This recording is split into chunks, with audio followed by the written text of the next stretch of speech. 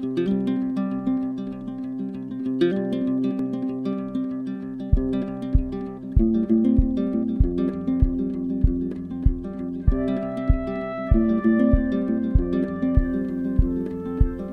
and welcome to Fadó, an audio adventure into fantasy, folklore, and fairy tales.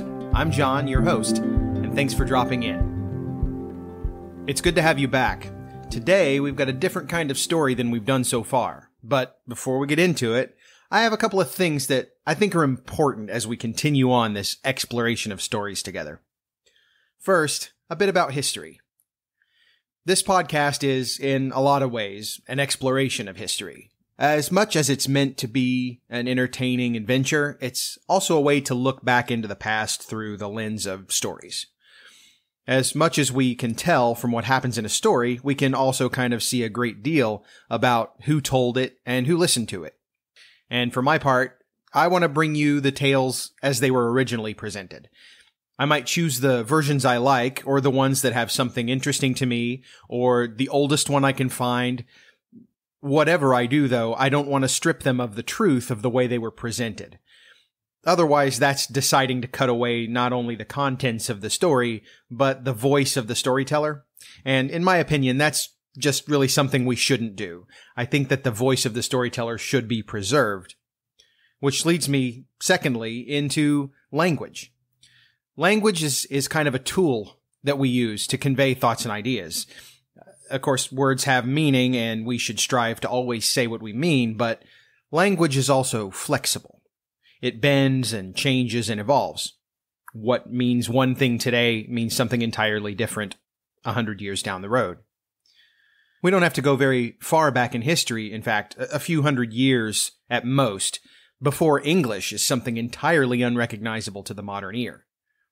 And sometimes, words that were perfectly acceptable become distasteful or worse. We can't deny that words can be just as bad as sticks and stones. I believe that we still have a responsibility to remember history, though. George Santayana's quote is applicable. Those who cannot remember the past are condemned to repeat it. And so, having said all of that, it brings me to today's story. While the term Chinaman is used several times in the story, at the time it didn't really have the derogatory inclination that you might feel from it today, at least not exclusively. All that I ask is that when we come to these kinds of words, understand that they're there to preserve the historical integrity of the story I'm bringing you. I feel like I owe you that. All right, housekeeping accomplished. Let's talk about the story. The Nightingale is a little different than the stories we've done so far. This one, rather than being collected from oral tradition and recorded, was authored entirely by Hans Andersen himself. It's probable that he drew on fairy tales for some inspiration, but this one's all his. It was published in 1843. It's said that Andersen wrote this tale in honor of Jenny Lind, the famous Swedish soprano. In fact, she was known as the Swedish Nightingale, and as far as I can tell, she picked up the nickname a couple of years after the publication of the story. Coincidence? I don't think so. There's more to say about this one, but I'll save it until after you've heard it. And so, as published in 1911, in Stories from Hans Andersen, with illustrations by Edmund Dulac, The Nightingale. In China, as you know, the emperor is a Chinaman, and all the people around him are Chinamen too. It is many years since the story I am going to tell you happened, but that is all the more reason for telling it, lest it should be forgotten. The emperor's palace was the most beautiful thing in the world. It was made entirely of the finest porcelain, very costly, but at the same time so fragile that it could only be touched with the very greatest care. There were the most extraordinary flowers to be seen in the garden. The most beautiful ones had little silver bells tied to them, which tinkled perpetually, so that one should not pass the flowers without looking at them. Every little detail in the garden had been most carefully thought out, and it was so big that even the gardener himself did not know where it ended. If one went on walking, One came to beautiful woods with lofty trees and deep lakes. The wood extended to the sea, which was deep and blue, deep enough for large ships to sail up right under the branches of the trees. Among these trees lived a nightingale, which sang so deliciously that even the poor fisherman, who had plenty of other things to do, lay still to listen to it when he was out at night drawing in his nets. "Heavens, how beautiful it is," he said, but then he had to attend to his business and forgot it. The next night when he heard it again, he would again exclaim, "Heavens, how beautiful it is." Travelers came to the emperor's capital from every country in the world. They admired everything very much, especially the palace and the gardens. But when they heard the nightingale, they all said, "This is better than anything." When they got home, they described it, and the learned ones wrote many books about the town, the palace, and the garden. But nobody forgot about the nightingale. It was always put above everything else. Those among them who were poets wrote the most beautiful poems, all about the nightingale in the woods by the deep blue sea. These books went all over the world, and in course of time some of them reached the emperor. He sat in his golden chair, reading and nodding his head, well pleased to hear such beautiful descriptions of the town, the palace, and the garden. "But the nightingale is the best of all," he read. "What is this?" said the emperor. "The nightingale? Why, I know nothing about it. Is there such a bird in my kingdom and in my own garden into the bargain? And I have never heard of it? Imagine my having to discover this from a book." Then he called his gentleman-in-waiting, who was so grand that when any one of a lower rank dared to speak to him or to ask him a question, he would only answer, "P," which means nothing at all. "There is said to be a very wonderful bird called a nightingale here," said the emperor. "They say that it is better than anything else in all my great kingdom. Why have I never been told anything about it?" "I've never heard it mentioned," said the gentleman-in-waiting.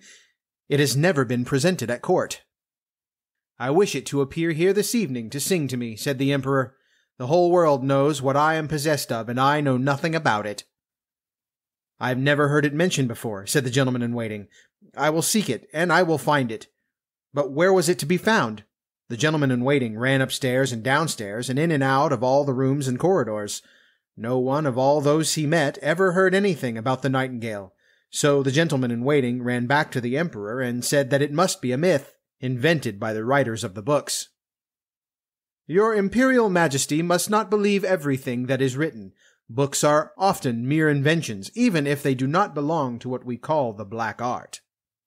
But the book in which I read it is sent to me by the powerful Emperor of Japan, so it can't be untrue. I will hear this nightingale. I insist upon it being here tonight. I extend my most gracious protection to it, and if it is not forthcoming, I will have the whole court trampled upon after supper." "Sing pei," said the gentleman-in-waiting, and away he ran again, up and down all the stairs, in and out of all the rooms and corridors. Half the court ran with him, for they none of them wished to be trampled on. There was much questioning about this nightingale, which was known to all the outside world, but to no one at court. At last they found a poor little maid in the kitchen. She said, "Oh, heavens, the nightingale! I know it very well. Yes, indeed, it can sing. Every evening I am allowed to take broken meat to my poor sick mother. She lives down by the shore. On my way back, when I am tired, I rest a while in the wood, and then I hear the nightingale. Its song brings the tears into my eyes. I feel as if my mother were kissing me." "Little kitchen maid," said the gentleman-in-waiting, "I will procure you a permanent position in the kitchen, and permission to see the emperor dining, if you will take us to the nightingale. It is commanded to appear at court tonight." Then they all went out into the wood where the nightingale usually sang. Half the court was there. As they were going along at their best pace, a cow began to bellow. "Oh," said a young courtier, "there we have it. What wonderful power for such a little creature! I have certainly heard it before." "No, those are the cows bellowing. We are a long way yet from the place." Then the frogs began to croak in the marsh. "Beautiful," said the Chinese chaplain. "It is just like the tinkling of church bells." "No, those are the frogs," said the little kitchen maid. "But I think we shall soon hear it now." Then the nightingale began to sing. "There it is," said the little girl. "Listen, listen, there it sits." and she pointed to a little gray bird up among the branches. "Is it possible?" said the gentleman-in-waiting. "I should never have thought it was like that. How common it looks! Seeing so many grand people must have frightened all its colors away." "Little Nightingale," called the kitchen maid, quite loud, "our gracious Emperor wishes you to sing to him." "With the greatest of pleasure," said the Nightingale, warbling away in the most delightful fashion. "It's just like crystal bells," said the gentleman-in-waiting. "Look at its little throat, how active it is. It is extraordinary that we have never heard it before. I am sure it will be a great success at court." "Shall I sing again to the Emperor?" said the Nightingale, who thought he was present. "My precious little Nightingale," said the gentleman-in-waiting, "I have the honor to command your attendance at a court festival tonight, where you will charm His Gracious Majesty the Emperor with your fascinating singing." "It sounds best among the trees," said the Nightingale, but it went with them willingly when it heard that the Emperor wished it. The palace had been brightened up for the occasion. The walls and the floors, which were all of china, shone by the light of many thousand golden lamps. The most beautiful flowers, all of the tinkling kind, were arranged in the corridors.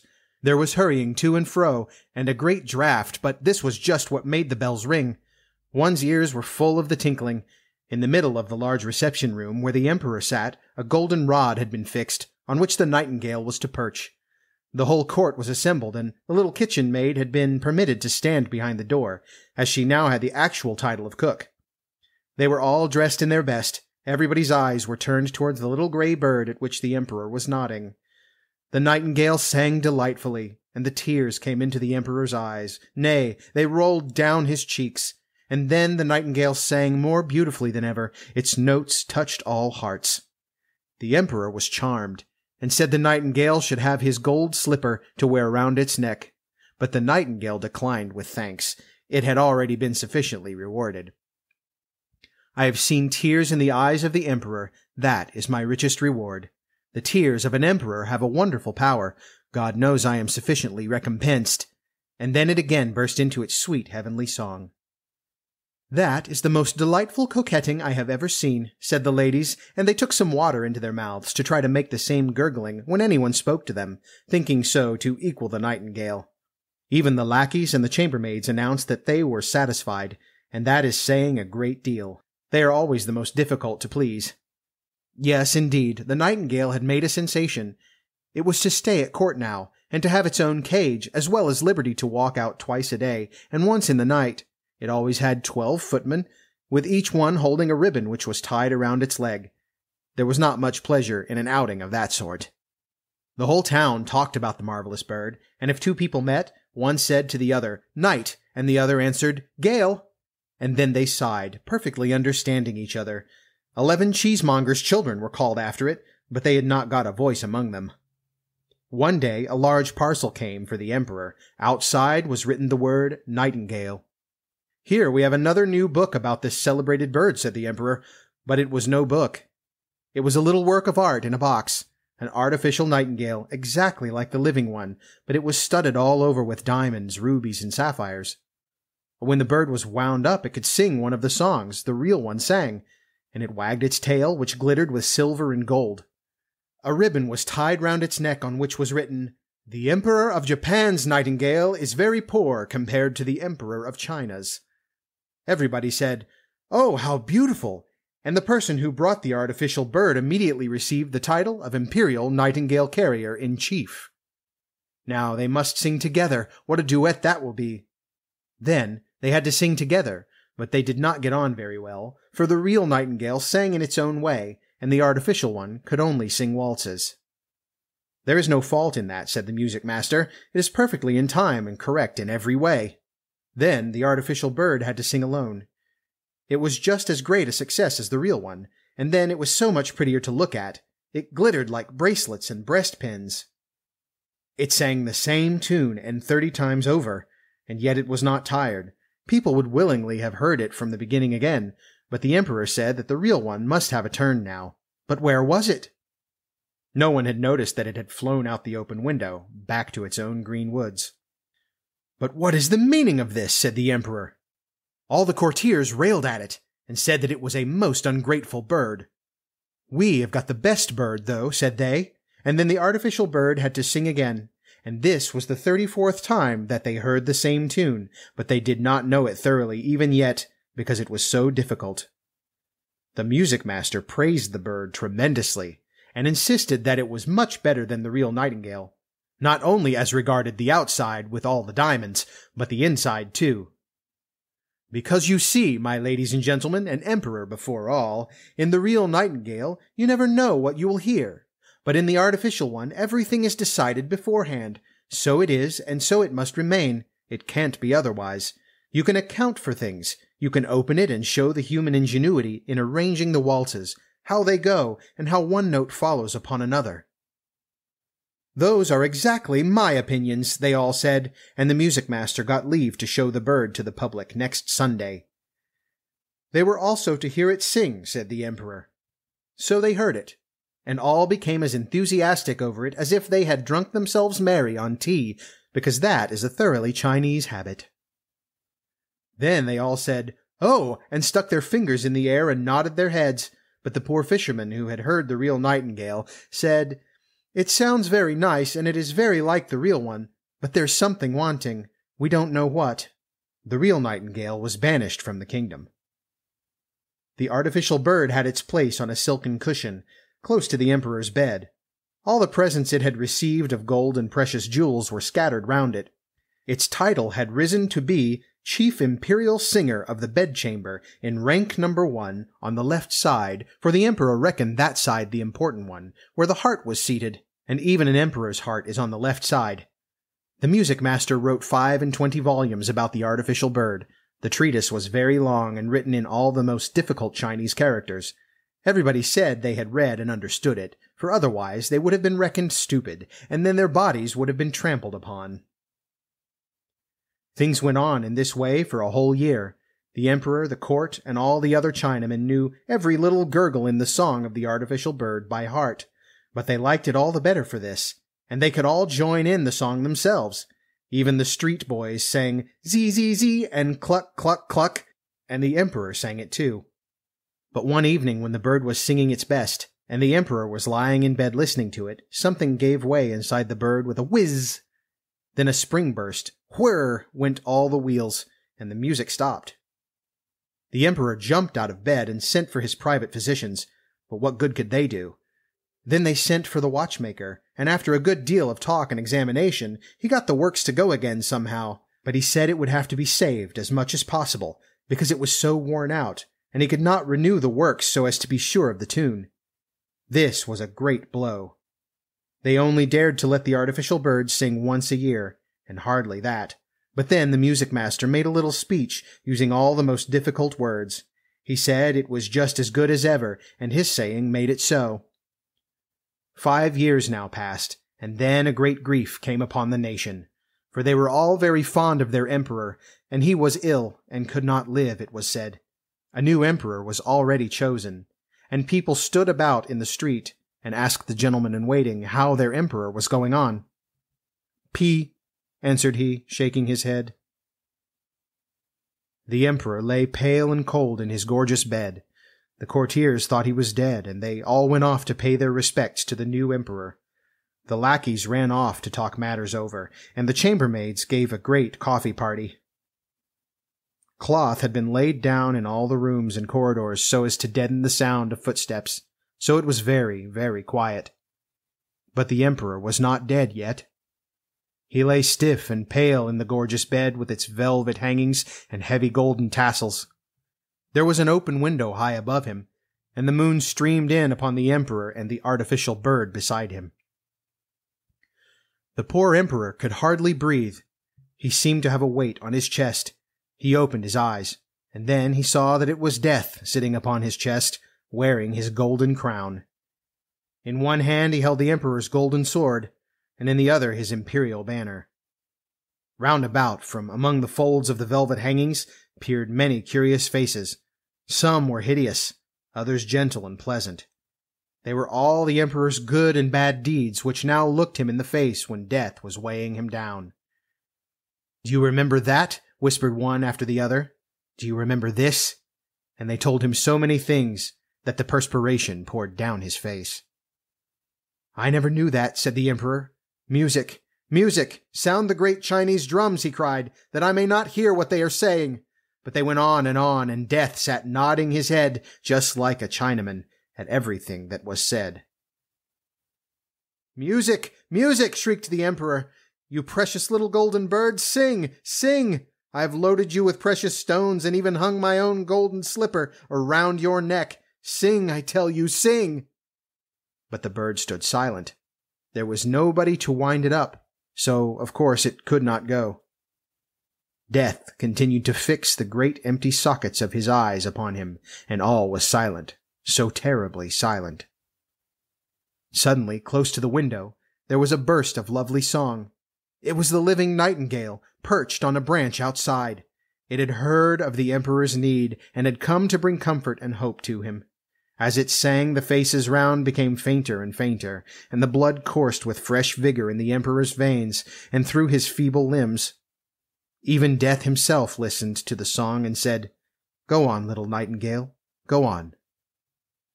"Yes, if you give me the gorgeous golden sword. Yes, if you give me the imperial banner. Yes, if you give me the Emperor's crown." And Death gave back each of these treasures for a song, and the nightingale went on singing. It sang about the quiet churchyard, when the roses bloom, where the elderflower scents the air, and where the fresh grass is ever moistened anew by the tears of the mourner. This song brought to Death a longing for his own garden, and, like a cold grey mist, he passed out of the window. "Thanks, thanks," said the Emperor. "You heavenly little bird, I know you. I banished you from my kingdom, and yet you have charmed the evil visions away from my bed by your song, and even death away from my heart. How can I ever repay you?" "You have rewarded me," said the nightingale. "I brought the tears to your eyes the very first time I ever sang to you, and I shall never forget it.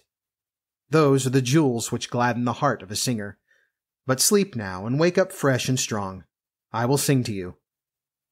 Then it sang again, and the Emperor fell into a sweet, refreshing sleep. The sun shone in the window when he woke refreshed and well.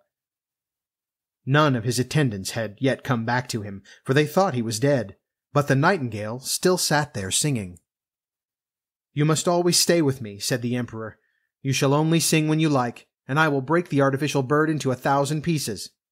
"Don't do that," said the nightingale. "It did all the good it could. Keep it as you have always done. I can't build my nest and live in this palace, but let me come whenever I like, and I will sit on the branch in the evening and sing to you. I will sing to cheer you and to make you thoughtful too. I will sing to you of the happy ones and of those that suffer too. I will sing about the good and the evil which are kept hidden from you. The little singing bird flies far and wide, to the poor fisherman and the peasant's home, to numbers who are far from you and your court. I love your heart more than your crown, and yet there is an odor of sanctity round the crown too. I will come, and I will sing to you, but you must promise me one thing." "Everything," said the Emperor, who stood there in his imperial robes which he had just put on, and he held the sword heavy with gold upon his heart. "One thing I ask you. Tell no one that you have a little bird who tells you everything. It will be better so." Then the nightingale flew away. The attendants came in to see after their dead emperor, and there he stood, bidding them good morning.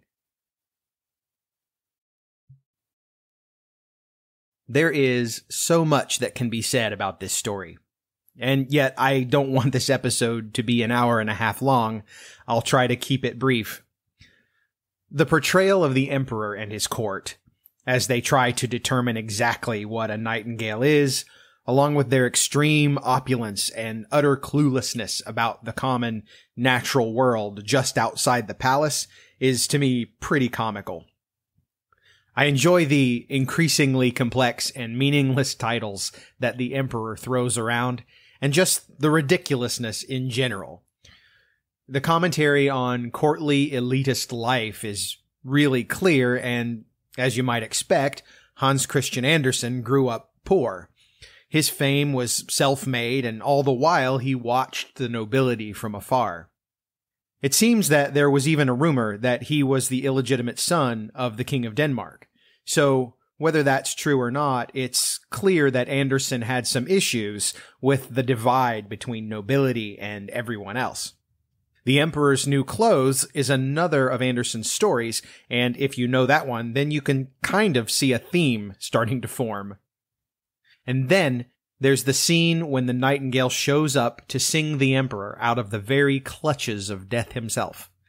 I thought this scene was beautifully written, and understanding that the translator has something to do with keeping the original intent of the writer intact, it seems to me that the story is full of ridiculous comedy and dark horror, regret and relief, and a lot of peaks and valleys of emotion.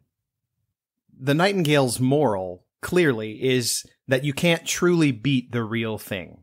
Authenticity is more important than jewels and gold, and nature's beauty is ultimately unmatchable. This is a truly ringing endorsement of Jenny Lind's voice, if in fact this really is about her. I checked into it, and unfortunately there are no recordings of her. The technology was in its infancy, and it said that she made one late in life for Thomas Edison. But even if she did, it was well past her days as the Swedish Nightingale. I remember this story from my youth because of a television series called Fairy Tale Theater.